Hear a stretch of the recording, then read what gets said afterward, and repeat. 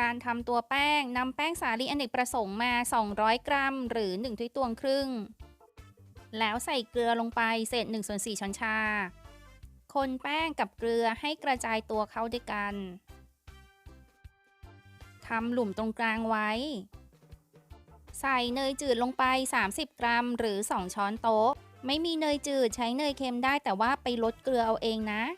ผสมเนยกับแป้งเข้าด้วยกัน ใช้มือขยำแบบนี้ได้เลย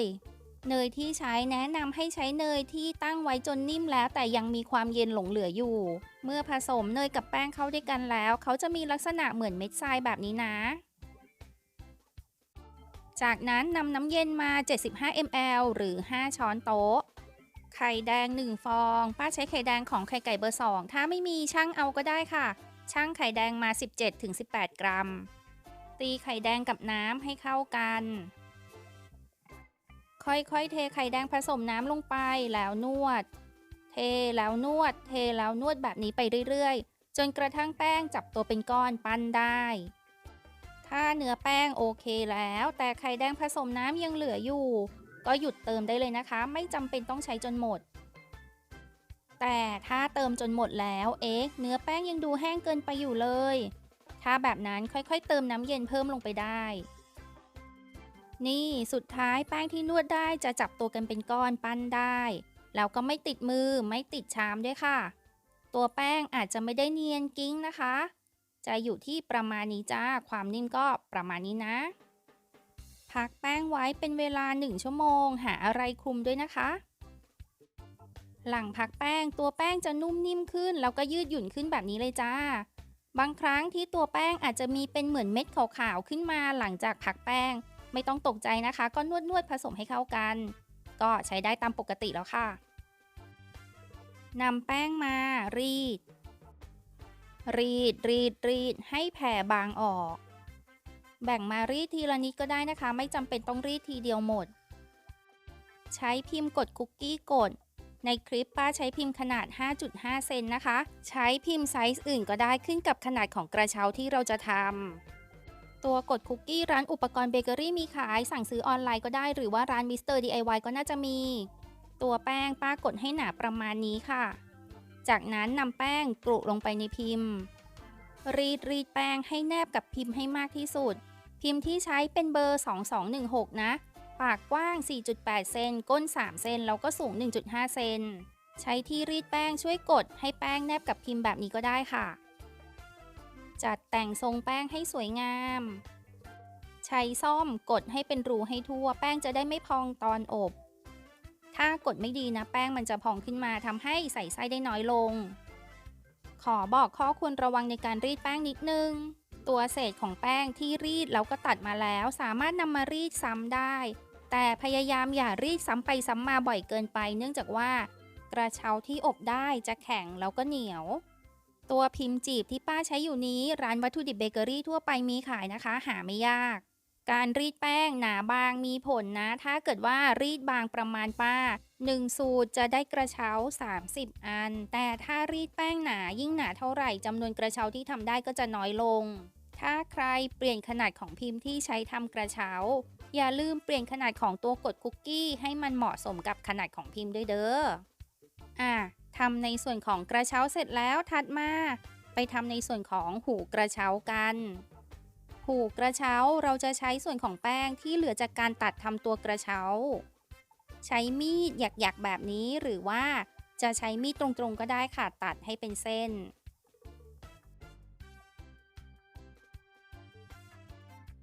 เมื่อได้แป้งเป็นเส้นแล้วก็จับให้เป็นโค้งๆเหมือนหูตะกร้าค่ะไม่ใช่สิต้องเรียกว่าหูกระเช้าการทำหูกระเช้ามีหลายแบบให้เลือกเลยนะคะจะทำงอแบบชิ้นแรกหรือว่าจะจับปลายรวบติดกันแบบนี้อันนี้ก็เป็นแบบที่2หรือว่าจะคลึงแป้งเป็นเส้นแล้วจับงอแบบนี้หรือจะนำแป้ง2 เส้นมาพันไขว้ไปไขว้มาม้วนก็ได้อีกแบบหนึ่งแล้วค่ะเลือกทำได้ตามความพอใจเลยนะคะถัดมาเดี๋ยวเราไปอบกันการอบด้วยเตาอบวอร์มเตาอบให้เรียบร้อยจากนั้นนำตัวขนมเข้าอบไ ไฟ 170 องศาเซลเซียส ใช้ไฟบนล่างไม่เปิดพัดลมนะคะสำหรับตัวหูกระเช้าใช้เวลาในการอบ 15-20 นาที ส่วนตัวกระเช้าใช้เวลาอบ 25-30 นาที ระยะเวลาที่ใช้อบอาจแตกต่างกันได้นะคะ ดูจากสีของตัวกระเช้าและหูกระเช้าเป็นหลัก ถ้าได้ที่แล้วก็เอาออกมาได้เลยค่ะ การอบด้วยหม้อทอดไร้น้ำมันวอร์มหม้อทอดไร้น้ำมันให้เรียบร้อยตามคู่มือ อบขนมที่ 150 องศาเซลเซียส ในส่วนของหูกระเช้าให้อบเป็นเวลา 15-20 นาที หรือจนกระทั่งได้สีที่ต้องการ ส่วนตัวกระเช้าอบที่ 25-30 นาที หรือจนกระทั่งได้สีที่ต้องการ การอบด้วยหม้ออบลมร้อนทำเหมือนกับการอบด้วยหม้อทอดไร้น้ำมันเลยค่ะ นั่นก็คือวอร์มหม้ออบลมร้อนให้เรียบร้อยตามคู่มือ จากนั้นนำขนมเข้าอบที่ 150 องศาเซลเซียส ตัวหูกระเช้าอบเป็นเวลา 15-20 นาที หรือจนกระทั่งได้สีที่ต้องการ ส่วนตัวกระเช้าอบที่ 25-30 นาที หรือจนกระทั่งได้สีที่ต้องการ เตาใครเตามันนะคะ ระยะเวลาที่ใช้อบอาจแตกต่างกัน การอบด้วยเตาแก๊สนำหม้อหรือกระทะก้นหนามาวางตะแกรงเหล็กหรือภาชนะที่ทนความร้อนได้ลงไป ปิดฝาใช้ไฟแรงสุดเป็นเวลา 1 นาที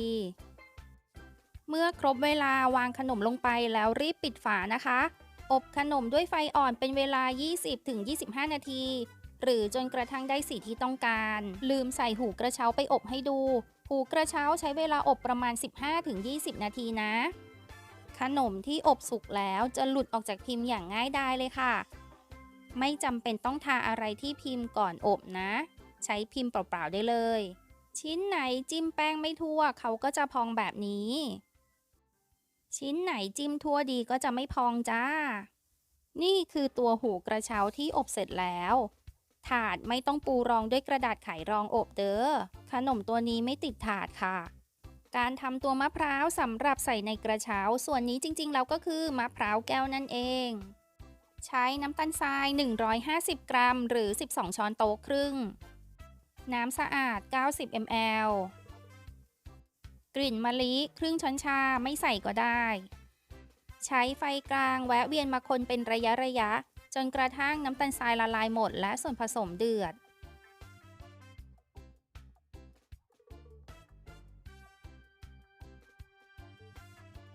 เมื่อส่วนผสมเดือดแบบนี้หรี่แก๊สใช้ไฟอ่อน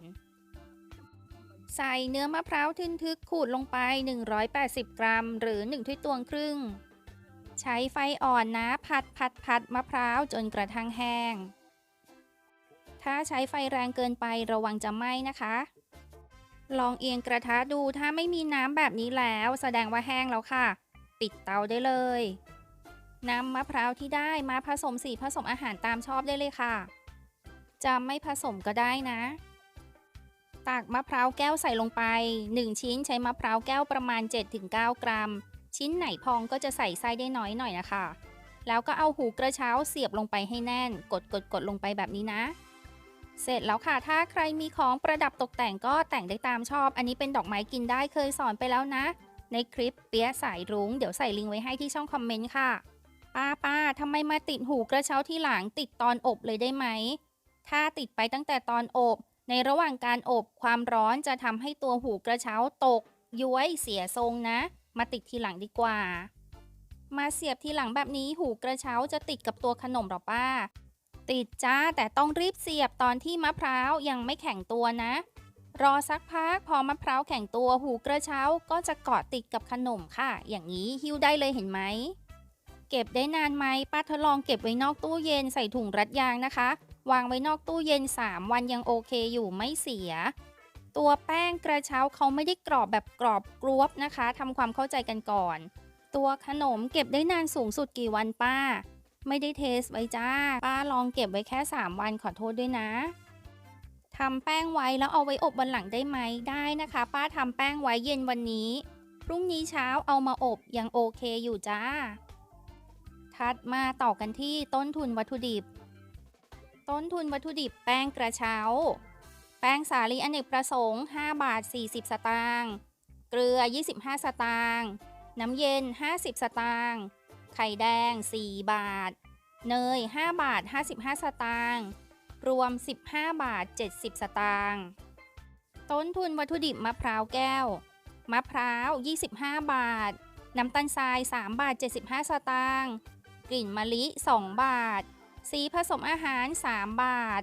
น้ำ50 สตางค์รวม34 บาท 25 สตางค์ต้นทุนวัตถุดิบตัวแป้งกระเช้าแล้วก็มะพร้าวแก้วรวมกันจะอยู่ที่49 บาท 95 สตางค์1 สูตรถ้าทำขนมได้30 ชิ้นต้นทุนวัตถุดิบต่อชิ้นจะอยู่ที่1 บาท 67 สตางค์จุดนี้ดูเอาเองนะคะว่าตัวเองทำขนมได้กี่ชิ้นต่อ1 สูตรแล้วคิดและคำนวณใหม่ด้วยเนื่องจากว่าอย่างที่บอกไปแล้วความหนาของแป้งที่ใช้ทำกระเช้าก็มีผลจ้ารีดบางก็จะทำได้จำนวนชิ้นมากรีดหนาก็จะทำจำนวนชิ้นได้น้อยลงนะต้นทุนวัตถุดิบตรงนี้ยังไม่รวมดอกไม้ที่ใช้ตกแต่งด้วยนะคะใครติดกี่ดอกดอกเล็กดอกใหญ่คิดเองอีกทีเด้อต้นทุนวัตถุดิบแต่ละคนไม่เท่ากันแนะนำให้คิดเองอีกที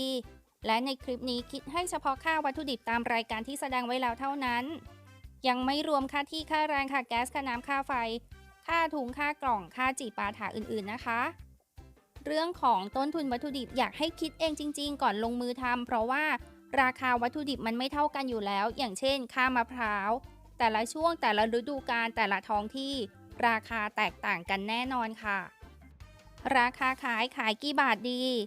ถ้าเป็นป้านะคะเฉพาะตัวขนมอย่างเดียวยังไม่รวมค่ากล่องค่าแพ็กเกจนะก็คงขายสักชิ้นละ5-7 บาทเลยแหละเพราะว่าใช้การประดิษฐ์ประดอยนิดนึงอะนะเหตุการณ์สมมุติถ้าเป็นป้าย้ำถ้าเป็นป้าคนอื่นไม่ต้องเชื่อก็ได้นะคะสมมุตินะว่าจะขายขนมชิ้นละ5 บาทจะใส่กล่องหนึ่งใส่ขนม6 ชิ้นต้นทุนค่าขนมก็จะอยู่ที่30 บาทสมมุติว่าค่ากล่องค่าสติกเกอร์ค่าถุงอยู่ที่10 บาทก็จะกลายเป็นว่าขนม1 กล่องที่ใส่6 ชิ้นราคาขายจะอยู่ที่40 บาทแต่เอาจริงๆป้าไม่ขาย40ค่ะป้าจะขาย45-50งานฝีมือใช้เวลาประดิษฐ์ประดอยต้องอย่าลืมบวกค่าเสียเวลาด้วยนะจ๊ะเอาเป็นว่าในเรื่องของราคาขายแล้วแต่เนาะเอาที่คนซื้อคนขายสบายใจกันทั้ง2 ฝ่ายแต่สุดท้ายเพื่อความสบายใจของป้าฝากกดไลค์กดแชร์กดติดตามเป็นกำลังใจให้ป้าหนึ่งด้วยนะวันนี้ลาไปก่อนบ๊ายบายสวัสดีค่ะ